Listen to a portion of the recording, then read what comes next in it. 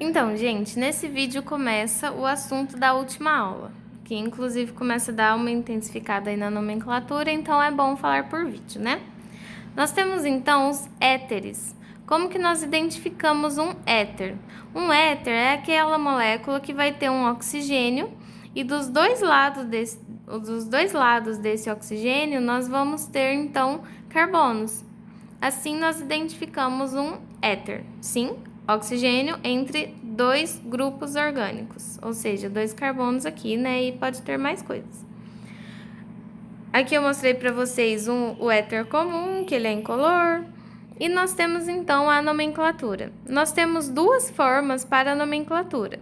A primeira é a classe funcional da IUPAC, que ela é mais usual, mas ela não é oficial. Só que ela é muito utilizada. Como que nós podemos nomear então? Nós temos essa molécula aqui e nós temos um oxigênio e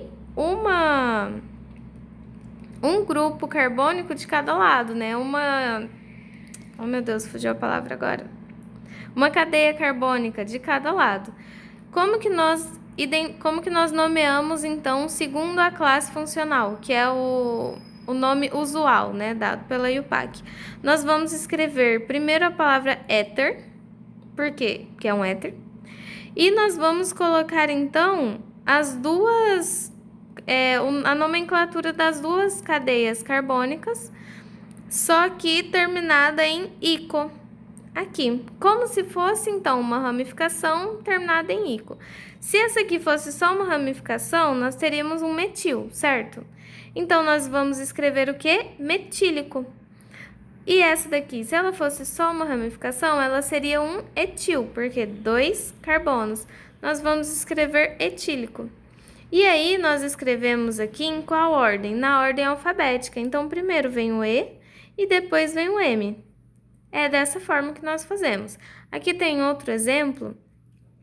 Como que nós nomeamos? Primeiro identificamos. Ah, é um éter? Sim, porque tem uma cadeia carbônica do lado de cá, tem uma cadeia carbônica do lado de cá e o oxigênio no meio. Pronto, é um éter. Então, nós vamos escrever primeiro o nome éter e depois nós vamos identificar a nomenclatura dessas duas cadeias carbônicas. Essa daqui, um carbono só, é um metil, como se fosse, né, uma ramificação. E essa daqui, ela é um fenil, né? Nós temos então um éter fenílico e metílico. Lembrando da ordem alfabética, F depois M, correto? E agora, se nós considerarmos os grupos como substituintes, então, de uma cadeia principal, e esse é o nome oficial dado pela IUPAC. Como que nós vamos nomear, então? Identificamos primeiro, é um éter? Sim, porque temos aqui um oxigênio com cadeias carbônicas dos dois lados. Ok, então esses três aqui são éter, tá certo? Como que nós vamos dar a nomeação, né, dessa molécula? Como que é a nomenclatura? Nós vamos, então, identificar as duas cadeias carbônicas. Essa aqui seria um metil, né, um metano, se fosse só essa cadeia carbônica. E aqui seria um etano, se fosse só essa cadeia carbônica. Nós vamos colocar os dois de forma que o primeiro vai terminar com oxi e o segundo vai terminar com o, somente. Então, como que ficaria aqui? Metóxi etano, porque o metóxi vem daqui e o etano vem dessa segunda cadeia, certo? E agora? E só um detalhe. Como que nós sabemos qual que é o primeiro, qual que é o segundo? Qual que vai ser esse oxi e qual que vai ser esse que vai terminar com o? Nós vamos pegar a cadeia principal sendo a maior e a segunda como se fosse uma ramificação. Por isso que nós ficamos aqui, então, com metóxi, que é a menorzinha, que é o metano, e aqui com etano, ok? Segundo exemplo, nós temos aqui, ó, 3 carbonos e aqui um. Então, essa aqui vai ser a principal. Nós temos, então, um propano aqui.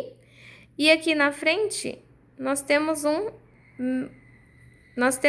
metóxi, certo?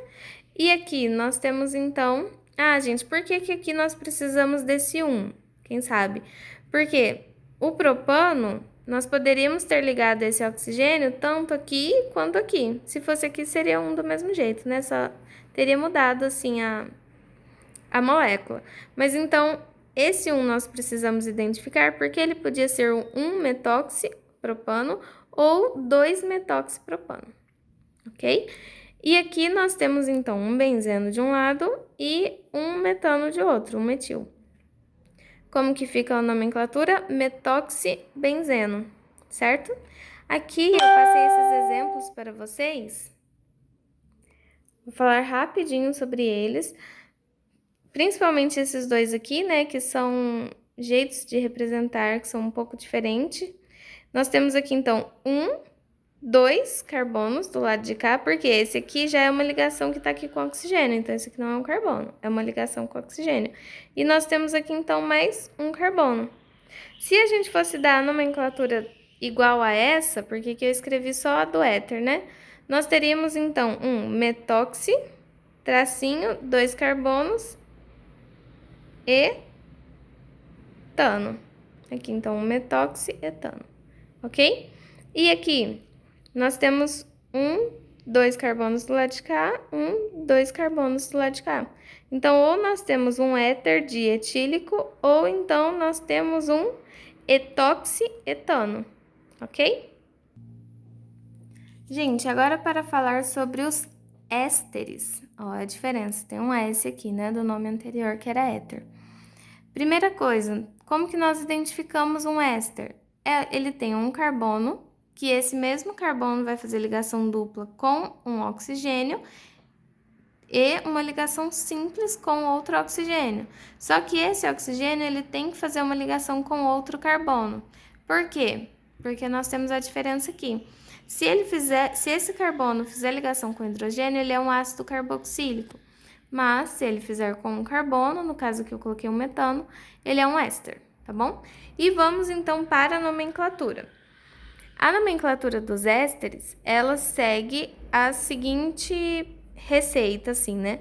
Nós vamos identificar, então, qual cadeia carbônica que está ligada, no caso é assim, né, que eu tinha falado até, qual cadeia carbônica que está ligada a esse carbono que faz ligação dupla, aqui, e qual a cadeia carbônica que faz ligação diretamente com o oxigênio, certo? Então, nós temos aqui o lado da cadeia carbônica que esse último carbono faz ligação dupla com o oxigênio e a outra que está ligada diretamente ao oxigênio simples aqui, certo?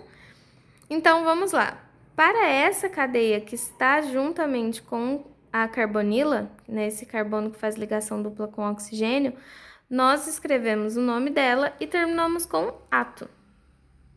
Já para a outra cadeia carbônica, nós escrevemos o nome dela também e terminamos com L, como se fosse uma ramificação e aí termina com L, certo? Aqui é o exemplo que eu dei em aula, então esse aqui é um eti, né?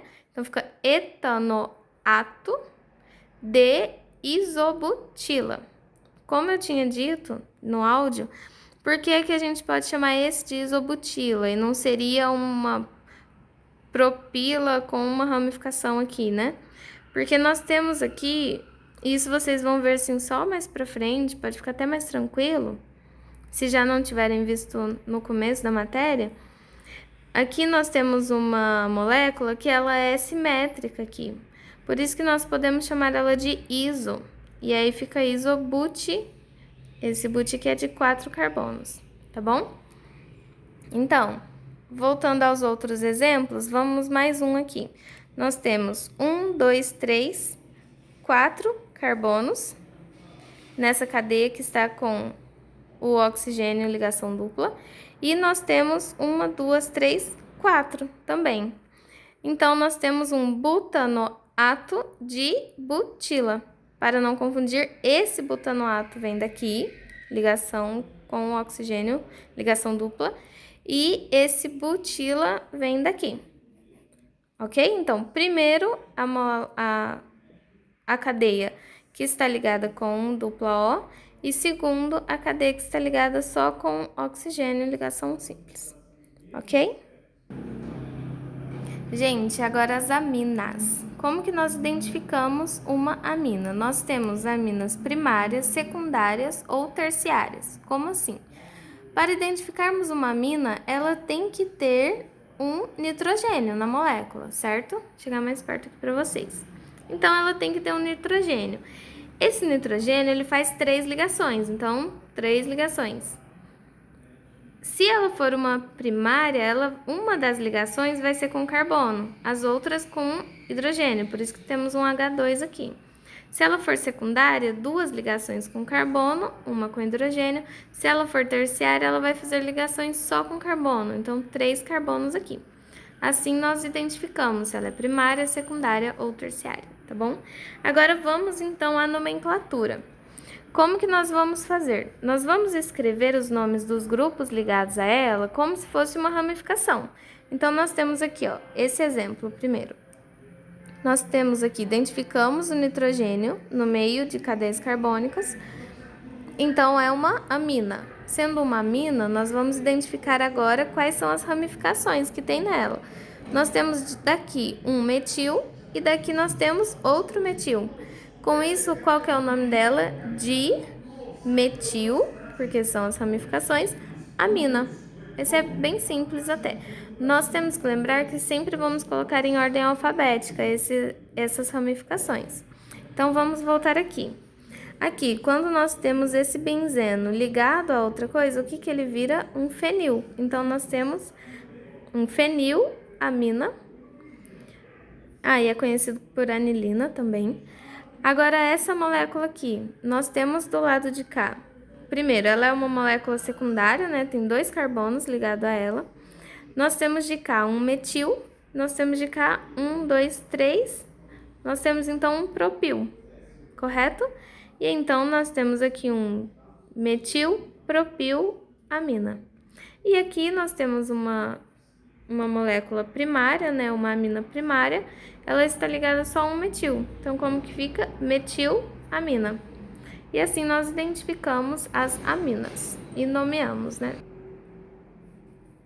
Gente, para encerrar então, nós apresentamos aqui as amidas. Como que nós conseguimos identificar uma amida? Nós temos então um carbono. Nesse mesmo carbono nós temos ligado então um nitrogênio e um oxigênio, sendo esse oxigênio ligado com um dupla O, certo? Então, uma amida, ela possui um oxigênio com ligação dupla e um nitrogênio, ambos ligados ao mesmo carbono, certo?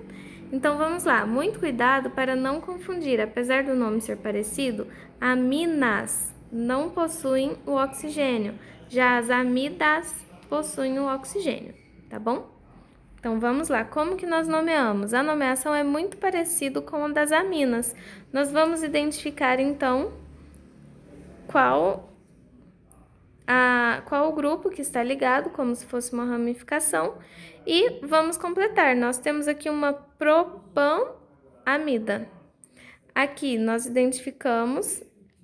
desculpa, gente, que eu risquei de novo, esquecendo desse carbono. 1, 2, 3 carbonos, por isso que é prop. Aqui nós temos um carbono só, é uma metanamida, tá bom? Então, met de um carbono só, ligação simples, amida. E aqui nós temos 2 carbonos, uma etanamida. Tudo bem, gente? Espero que todos tenham entendido bem. Qualquer dúvida, pode me perguntar, não tem problema. Na próxima aula, nós ainda vamos continuar com os grupos funcionais e provavelmente eu vou gravar um vídeo assim que fica melhor.